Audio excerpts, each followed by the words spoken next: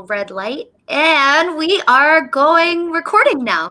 So welcome to KGL TV, Jack. It's Jack Kungel with us today from the documentary Jack's Garage. Thank you for being here with us, sir. It's so nice to have you. For having me. I'm like a little nervous. I'm usually nervous when I do interviews for my platform, but I'm so honored that you were here, able to accept our invitation to sit down for an interview, because I'm so in awe of you, Mr. Kungel. I very much am. I'll share with you before I start asking you questions and firing off things. We were together on the Smokers Club podcast a couple of weeks ago, and I had watched a little bit of your documentary before that, so I knew a little bit about you and your documentary and your plight. But when you were on the interview and I was able to hear you speak and watch you speak, I was just blown away, sir. The way that you teach cannabis is unlike I've ever heard anybody teach cannabis, and the way that you speak about it, it's just so heartwarming, and what an incredible experience. So you really renewed my faith in the cannabis community after that. I was losing a little bit of faith, because sometimes when you work hard at something and you got all the world around you picking at you, you kind of forget what the beginning of your mission was. So you renewed that for me, Jack, and I want to thank you very, very much for doing that. I'm happy to have you here today. I've watched your documentary. I've shared it as much as I can. What you're doing and your message is just incredible. Let's first start talking about where you come from. You did a documentary. Well, you didn't. Kim and Karen put together a documentary, but you're the star, and it's called Jack's Garage. How did that happen? Well, I was up in Windsor giving a talk at the 420 event that they have every year, and I was the main speaker with a couple of friends of mine, and then somebody had heard me speak, and Kim, the director there, that was his friend, and he had contacted him, and he told him, well, you need to contact this fella. And then one thing led to another. Then we had finally crossed paths, and then when I had learned that also that he had battled cancer and was a survivor, and so that made things very easy for us to communicate, because we had the same journey. And what a lot of people don't realize when it comes to cannabis, like that, you know, like you said, you had lost your focus, and I think it has a lot to do with, you know, all this happened with cannabis on the backs of sick people. You see, so it was the sick people that hired a lawyer to take the government to court. We raised money, you know, and Jason Wilcox, he was very instrumental into making all this happen. So he was the forerunner of all this, and he had just recently passed, and it was because of Jason that we got to alter the state of our medicine. We were never allowed to alter the state of our medicine. We were only allowed to smoke it. So when I made cannabis oil trying to save my life, I risked going to jail for 10 years for processing every time I was trying to save my life. So in that period of time, I found Criminal Code 262. Under Criminal Code 262, you cannot stop me from saving my life, and you cannot stop me from helping to save the life of someone else. So that's law. So that's the rules that we work under. Like, if you're sick and dying and you're not hurting anybody, do whatever it is that you need to do to save your life. And so here we now have cannabis, and so what has happened in the industry here is you forgot about the patients, and this is why this was all brought about. Yes. All the recreational users, you know, and I blame all of them, because you were afraid to step forward. Nobody stepped forward. It was the sick people that stepped forward, and everybody is still afraid to be known as a cannabis user, because the stigma is still out there. And so this is where guys like me come along to blow this stigma out of the water. I mean, when it comes down to it, this is one of the most important plants on the planet.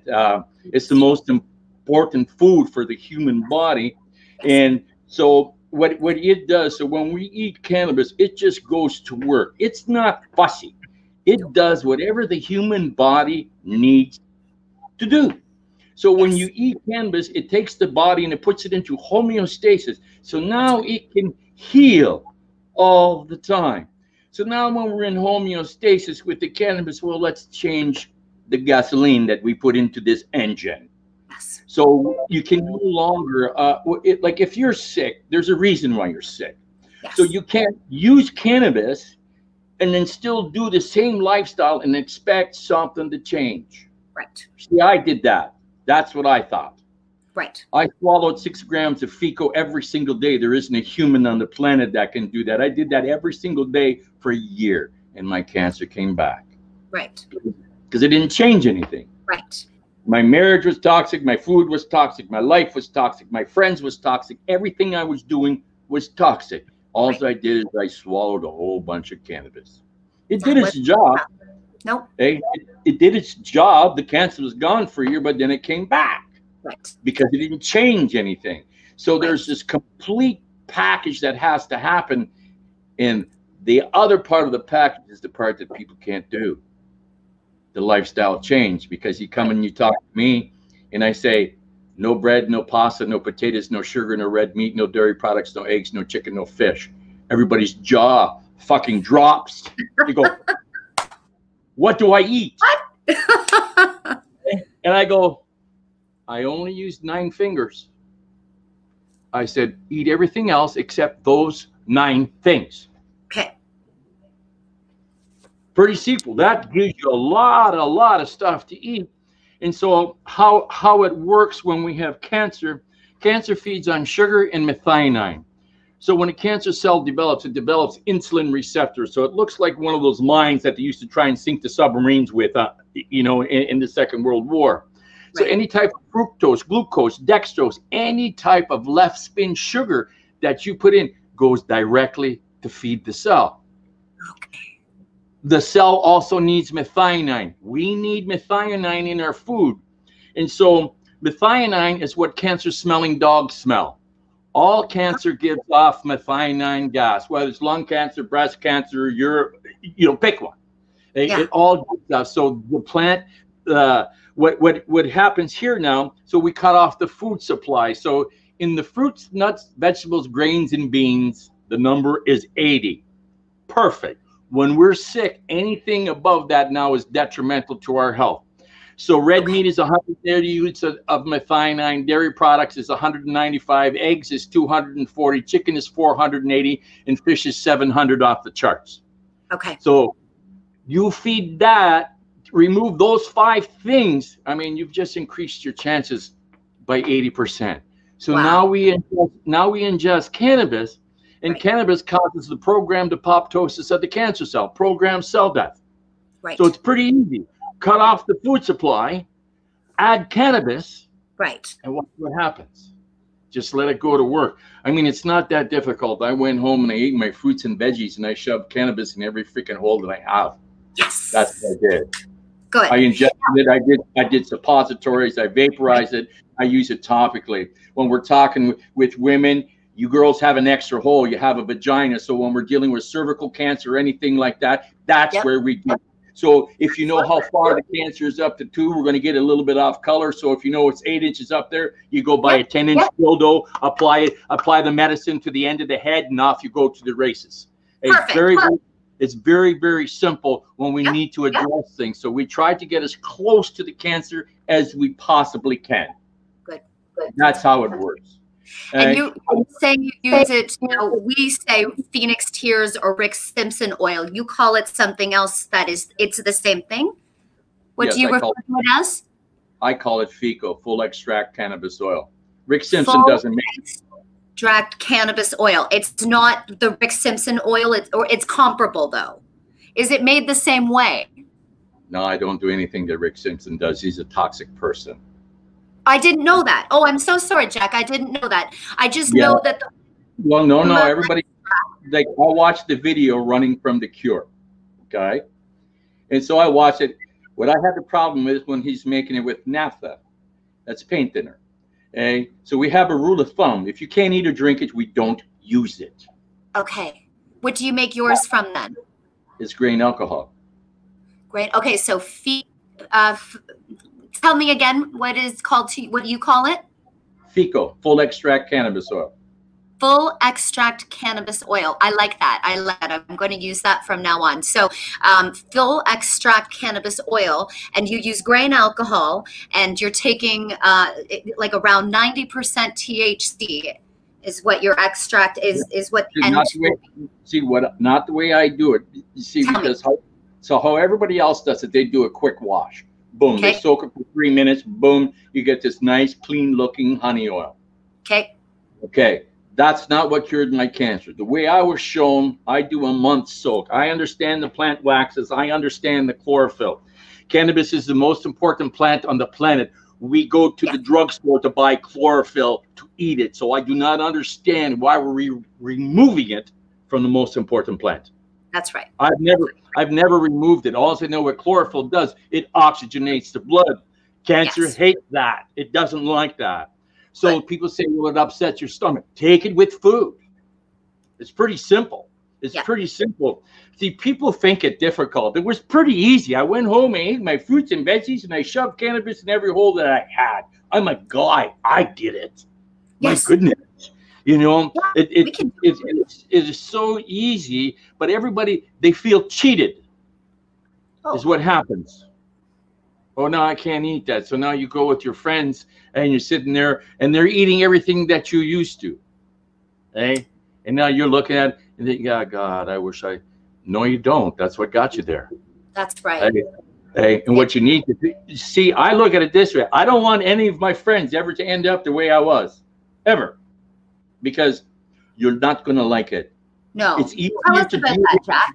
Tell us about that. You were really sick. You were sick. You couldn't walk. You were at the end of your life, and you had cancer, but you had many other. You had diabetes as well. Tell us about that. So I got injured in 1990. I was an iron worker, a welder, and a bunch of steel fell and it was going to crush my legs, and so I grabbed it with my arms, and it almost ripped the arms out of my socket. So I ended up with bilateral carpal tunnel, bilateral arm nerve entrapment, 2 torn rotator cuffs. I tore both bicep tendons. I snapped my leg up this way, torn the meniscus tendon. The cruciate ligament is gone. The cartilage is gone.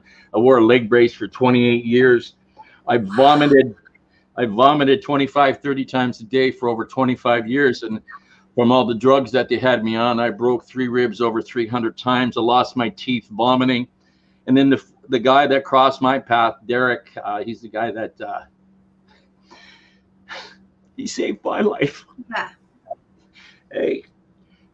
And so I just started to eat this plant for pain. Yeah. And it was one of those, I looked at those capsules he gave me. I'm sorry. Oh, don't say so. You've so many lives. I looked at him for 3 months. I couldn't stand up straight anymore. I was hunched over. And then I started to take the capsules. I took 4 capsules. 3-4 hours later, that's my driveway beeper. I took 4 more. Then a couple hours later, I took 4 more. Then I took some more. Hold on. Okay, they're passed. And so what ended up happening, so now about 10, 12 hours have passed, and I haven't taken any of my medication. I don't have any pain, but I'm in withdrawal now. Okay. Because I was on 180 milligrams of OxyContin, 100 milligrams of morphine, 120 milligram fentanyl patch. I chewed 20 to 30 Tylenol number for a day. I was on 2,000 milligrams of metformin. I was on Avion. I was going on the needle for my diabetes. I was on 5 blood pressure medication. I was on cholesterol medication. And so what happened through me ingesting these Decarb Cannabis capsules, and that's all it was, cannabis baked at 240 degrees for 40 minutes, and put it into size 0 capsules. And in 6 months, I was off every single medication I was on. I originally took it for pain. And so these were the side effects. I'm sitting here and now what is going on? I had to go check my blood pressures down to 80. And well, I'm on 5 I need to remove this. My blood sugar is in the toilet. I need to remove all the medication that I'm on. And so as I started to remove things, it just got healthier and healthier and healthier and healthier and healthier and healthier. And then it was off all the medications. And that's when I thought, okay, my God, I won the lottery. I feel fantastic. Yeah.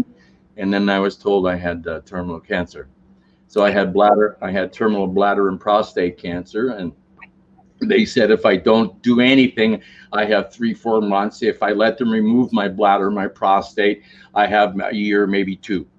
Okay. So I chose to do my homework. So I came home and I started to read, and I learned about the endocannabinoid system. And so that was one thing that really, really upset me. The next thing that I discovered, that the United States government holds a patent on cannabis, on patent number 6630507, as a neuroprotectant. It protects your cells. And then I discovered, oh my goodness, in this endocannabinoid system, when a mother breastfeeds her child, they provide the endogenous cannabinoid. It's in the breast milk. I mean, this is the only thing in the world that the human body and every single creature on the planet is hardwired for. We're hardwired for nothing else except this plant. Yes. So keeping it from us has been a crime against humanity. That's the bottom line. There is no other way to explain it now. And so now everybody is getting into the game. But again, what has happened, the sick people have become secondary. Wow. So it's all about making money.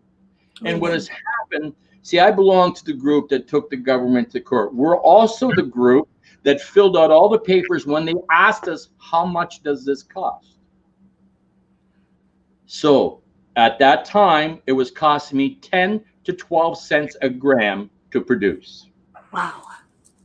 So then why are we paying you $18 to $20 a gram? You should be able to produce it a lot cheaper than me. That's right. Especially when you produce your own hydro.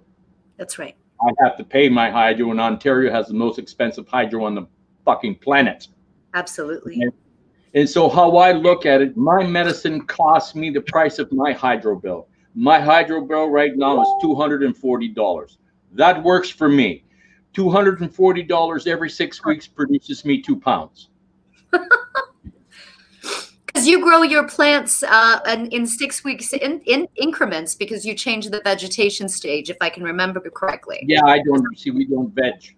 We've eliminated that process completely. So 2 weeks before I harvest, I have a mother. We go, takes cuttings. It takes 2 weeks for it to root to come through the 4-inch block. That block now, that plant is that big. It gets told it's fall. You only have 12 hours of light. So in 6 weeks' time, the plant will grow for 3 weeks, and then it stops, and then it goes out. So all the plants, so this is a very nice plant to work with on the table.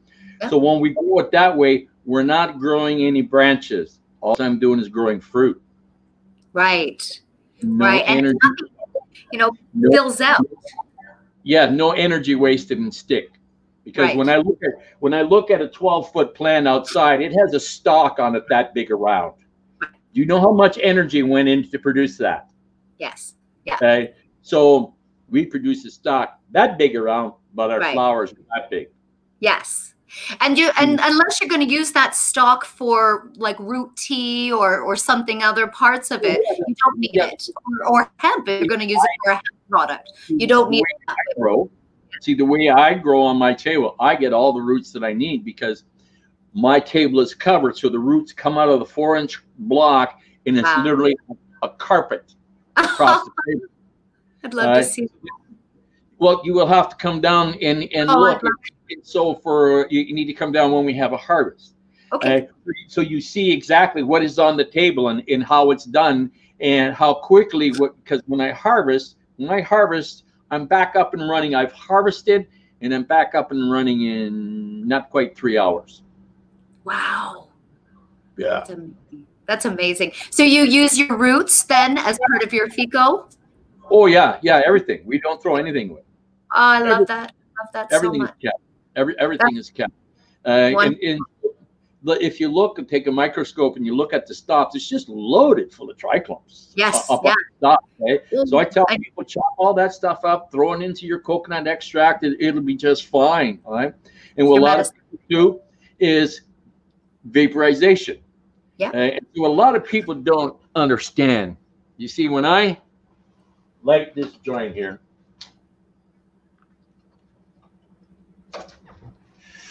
this smoke has absolutely nothing to do with you getting high whatsoever. We have smoke because we have fire. Right. What happens When you inhale, it's the heat that passes through the rest of the cannabis, vaporizes the THC at 340 degrees. Yes. That's why. Yes. So if you use the vaporizer, you set it at 340. Yep. Now you've only removed one part. Yep. 99% of the cannabinoids are still there. So that's what ordinarily goes up in smoke when you smoke a joint. Yes. So we've only removed one part and probably only removed maybe 80 to 90% of the THC. So 10% THC is still left in the material. Yes. But 99% of the other cannabinoids are still there. So during the vaporization process, it has literally been decarboxylated. Right. And now it's activated. So now you Yes. eat that. So now it's very high in CBN, very sedative. Yes. Yes. And so for helping with sleep, and so what we do too, so we don't do anything like what they do out there. So because we're the ones, we try all this stuff on ourselves and learn, and so to make a CBN extraction, so I do an extraction into the grain alcohol. So then I leave the oil suspended in the alcohol, and then I subject it to ultraviolet light for 72 hours. And after 72 hours, now it goes from a green to this beautiful burgundy color.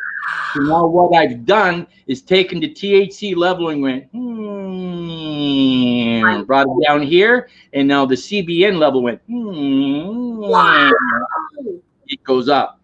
So I had put a post up of how I do, because of my soaps and how I do it. And somebody says, Jack, well, why is that? I said, because the THCV and the CBN levels, it all happens on how you do your extraction. So if your plant has very high CBN numbers in the way, man, I can step that up to the roof. Yes. So we've learned how to do these different things to get the reaction that we need. Yes. And so it's pretty easy. And everybody's worried about the high. The high is the cure. You see, that's the thing. And little did people know, every time you smoked a joint, that every time you use it, it actually heals something. It's medicine. It's medicine. Yeah. And that's, I was thinking for a long time, it was recreational to me, and I wasn't understanding the therapeutic benefits that I was getting from it.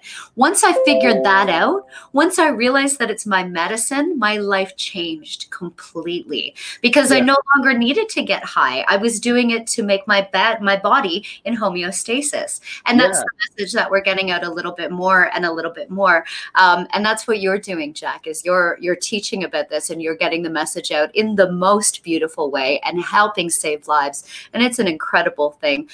You've had a lot of people, personal friends of yours, and you've saved their lives. Tell us a little bit about that. Well, it's first there was Chuck. He was the first person I helped after myself. And actually my band, we did a benefit for him. And so when it was all done, and they had only given him a couple of weeks, he had stage 4 throat cancer. Right. And they had pounded the shit out of him with chemo and radiation. He's just a skeleton covered with skin. Yep. I said, hey, man, you need to listen to what I got to say. You need to try it. This is what I did. And so 386 days later, he was cancer-free. So that was pretty cool. And the poor son of a bitch almost died because they didn't think he was going to live. And so because where they radiated and everything, it killed everything in his mouth. So they didn't yank his teeth because they didn't think he was going to live. Well, then, here it is. He's cancer-free now, and now he's dying again because his head is so infected. And so what we did there is we did some oil pulling. We did a coconut oil extract, shove a tablespoon in there, as long as you can do it, spit it out, do that as many times as you can. Yeah. So in 6 weeks, he brought the infection under control. 10 weeks later, he got to yank his teeth. 16 weeks later, he's got a set of chompers, and life went back to normal again. It is pretty cool. I have my friend Peggy, she's there in the documentary, and she would always go over to my buddy Wayne's, and he would give her some smoke, and he kept telling her, he says, you need to go meet my friend Jack. You got to. And so this is the lady. She had every single bone broken in her body. A semi truck run over her and her husband. The couple in the back, they died, and both had drastic brain injuries and all of the above. And every opiate known to man. She was on there, and so she came and we started, and within 6 months she was off all the drugs that she's on. I mean, she even had to get a constitutional lawyer so she could grow, because it was very difficult to get a doctor to sign a script for you to grow. They'd all give you a script if you went to a licensed producer to buy it. So just so you understand, if I had to buy the cannabis that I need, it would run me $16,000 a month. 16,000? Yeah. Oh, Jack. Wow. Yeah. If you couldn't grow it yourself, if you couldn't produce it yourself, you would have to pay $16,000 a month. That's the amount of cannabis you use. Wow. There are people that pay that, though. There are, because there's not enough insurance companies out there that are covering it for these sick people. It's awful. No. See, we can't afford the meds. Right. Right. We can't afford it. But they'll cover the prescriptions for the opiates or the pharmaceuticals. Garbage. Garbage. They won't give it a DN number. I know. If they did, it'd be a totally different thing. Yes.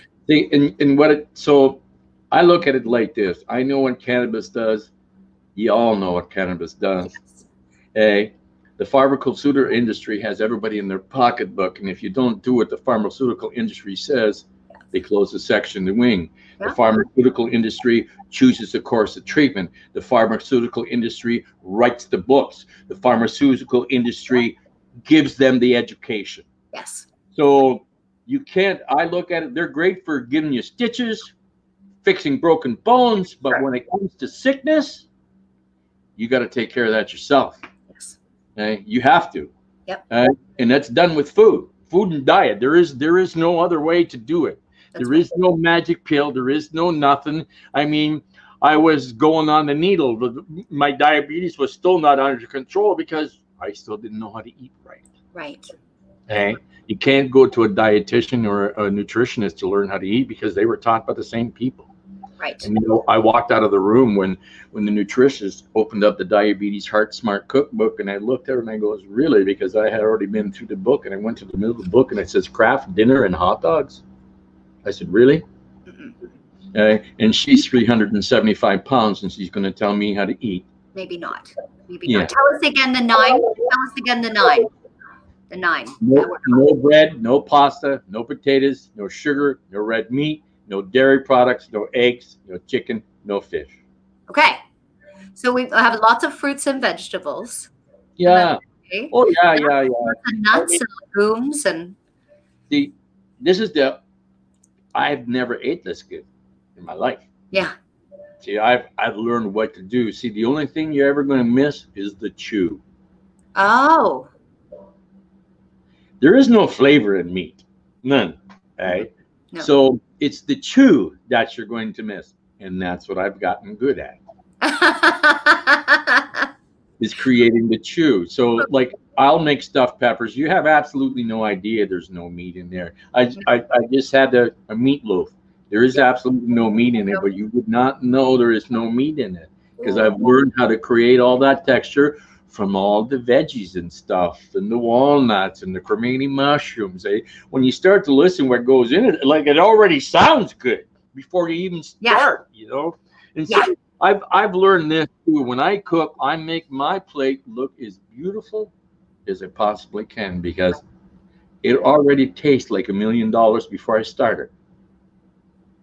And that's half the battle is getting the food proper, the nutrition that we need, and removing toxins and the processed chemicals that are in so many foods right now. It's awful. Yes, you can't. In milk, all that stuff that's in milk, I worry about feeding that to children, and that's what we're told to give children is milk. No. We're not cows. I know. What's going on? See, I'm a licensed dairy technician. That's what I went to school for. To get milk from point A to point B. Milk is cow pus, man. It's what? Cow pus? Cow pus, yeah. Oh. We're the only species that drink another species' milk. Think about it. Why do we do that? Okay. We get no benefit from it. We're not a freaking cow. Yeah. See, when milk gets pasteurized, so this is what happens. Okay, so here's the milk molecule. Okay, looks just like this. Okay. So when it gets pasteurized, it loses the calcium, it loses the vitamin D. So now they add calcium, and they add vitamin D. Does it look like the calcium in the vitamin D that was there before? No. So what happens when you drink it, this molecule always wants to return back to its original state. Of course. To get this and this. Right. Where is it going to get the calcium and the vitamin D from? Where? You. From me. When it gets into my body, it's going to take it. Yes. Oh, that's awful, Jack. Yes. So when you see babies that have been switched now from mother's milk and they switch her over to dairy products, have a look at the snotty nose, the mucus, the phlegm that all those kids are bringing up. That's where all that shit comes from. Right. Hey, just look at little kids. Look at the people that you know with the little snotty noses and shit like that. They don't have a constant cold. Right. It comes from that shit. It's from the milk, the yucky milk. Yeah. I know. There's too many to make a quick buck is what, like, exactly you'll change things and make them less healthier to sell them and make more money and more profit from them. It's awful. Keyword. Yeah. Milk Marketing Board. Yeah. Keyword. I know. So there's been times when I've been out at cannabis conferences and different trade shows, and the majority of the people that own those products and those companies are American men that sit there saying, I don't smoke at all. I don't like cannabis at all. I'm going to go smoke my cigar and drink my beer at home. And so unfortunately, cannabis is now a commodity instead of the magical plant that we put forth the message. So that's why you are so important to us, Jack. That's why you are so important to cannabis in this country, because your message is one of purity.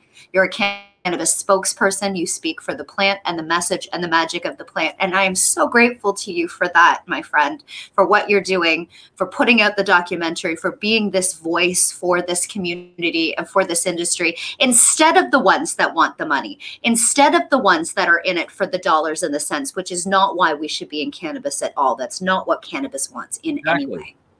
Exactly. This is a sacred plant. It knows exactly what you're doing with it. You use the plant for profit. Yes. Watch what happens. Have a look at the LPs. How are they making out? Yes. Because they're using the plant for profit. See, now they're all responsible to the shareholders because you got into the game with borrowed money and you gave two shits about what went out the door. What you forgot was the recreational users and the patients were the ones giving you the money for your shareholders. And because you gave two shits what went out the door, now you are where you're at because you forgot rule number one. You got into this to take care of the sick, and you didn't.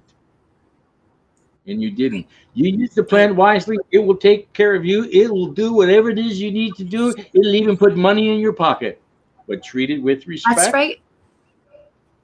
It's the bottom line. It's the bottom line. The plant knows what you're doing. That's right. Yeah, that's pretty cool. Yep, absolutely. It is.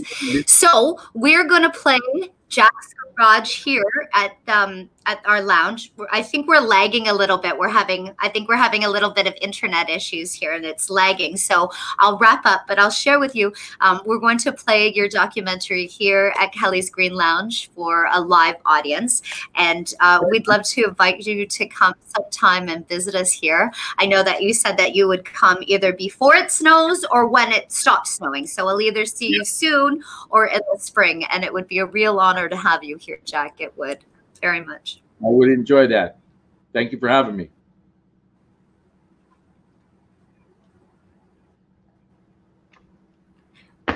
Thank you so much, Jack. Thank you. And we can find you online at Jack's Garage or Jack Kungel in different social media platforms. And we can find you on YouTube. A documentary is there in 3 different parts on YouTube, right? Yes? Yeah. Thank you, Jack. Okay. You have yourself.